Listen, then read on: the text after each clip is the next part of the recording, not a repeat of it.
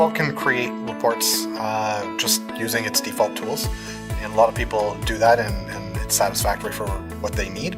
But there are some drawbacks to it. You can't customize the visuals very well. You can customize the data that you put in, but it's a very manual process. It has to be run kind of on demand. The user has to fire off a report, and there's just a lack of control. It can sometimes be also difficult to read and understand the data that you're getting. They've usually got a problem already that they've identified.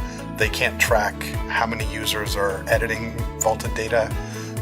A lot of vaults are multi-site, and they might not have good visualization on which site or which office is using which CAD data or design data and how much they're editing. One example of some custom reporting that we've done is about reporting data that's being used at multiple locations.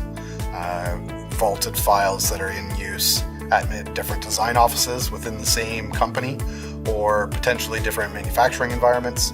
Being able to visualize in a report dashboard or a visualization which site is using what kind of data, how much data, and even the users that are using that data at those sites. Another example of custom reporting we've done is around backups and vault backups. A lot of the times there's a struggle with visibility of your backups, how long they take and how big they are.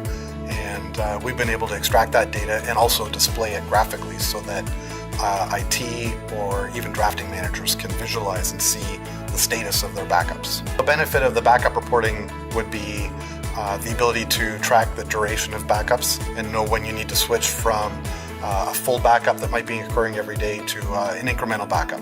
If your backups start taking 8 hours to do, you can see that plainly, and you can see when that's going to happen and plan for those changes. To get started with customizing any of your reports, just give us a call.